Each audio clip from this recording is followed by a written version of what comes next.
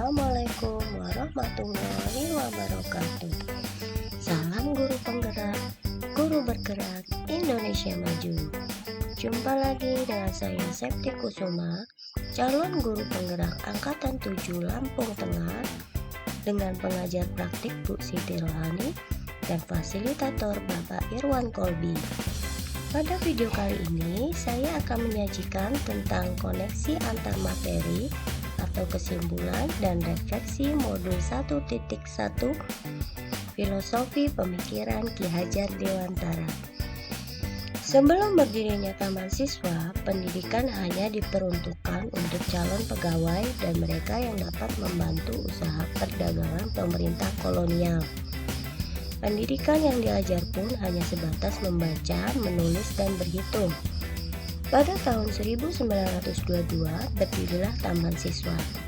Taman Siswa lahir sebagai gerbang emas kemerdekaan dan kebebasan kebudayaan bangsa Indonesia. Pendidikan saat ini pun mengadaptasi dari pemikiran Ki Hajar Dewantara, yakni pendidikan yang berpusat pada peserta didik.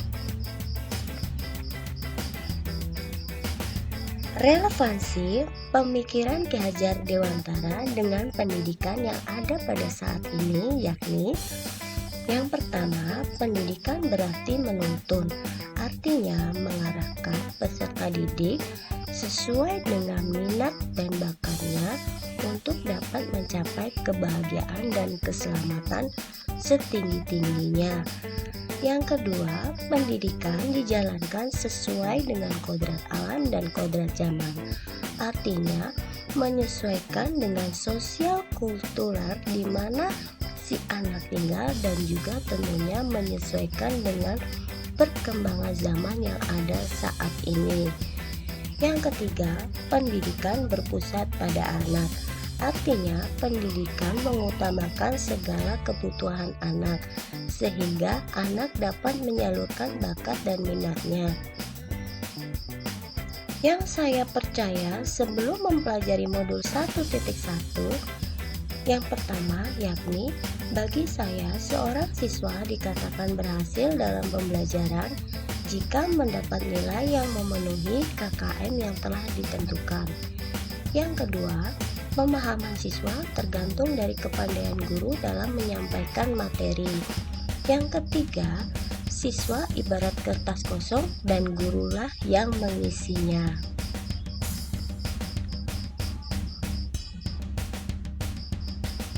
Yang berubah dari pemikiran dan perilaku saya setelah mempelajari modul 1.1 yakni pemikiran saya berubah. Yang pertama, pendidikan bukanlah tempat hanya memperoleh nilai semata, tapi juga penanaman karakter terhadap peserta didik.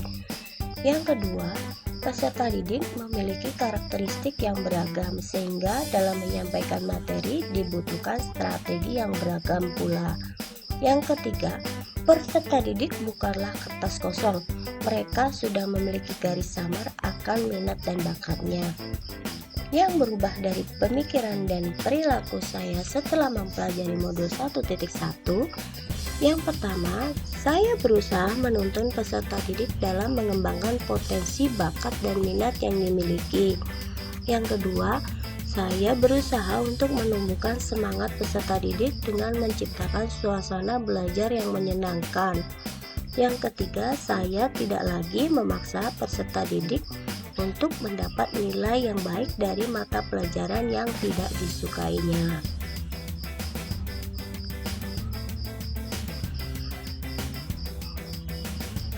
Yang segera saya terapkan dengan lebih baik di kelas saya yang mencerminkan pemikiran Ki Hajar Dewantara.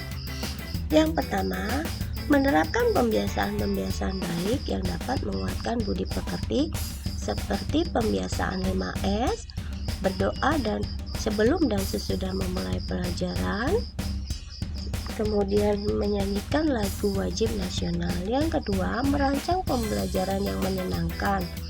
Pembelajaran tidak harus di kelas tapi bisa dilakukan di luar ruangan. Yang ketiga, mengarahkan peserta didik sesuai minat dan bakat yang dimilikinya. Kesimpulan dari materi antarkoneksi ini, pendidikan sejatinya menuntun peserta didik untuk memperoleh keselamatan dan kebahagiaan setinggi-tingginya, baik sebagai manusia maupun sebagai anggota masyarakat. Pendidik memiliki peran sebagai aktor, fasilitator, dan motivator sesuai dengan trilogi pendidikan Ki Hajar Dewantara.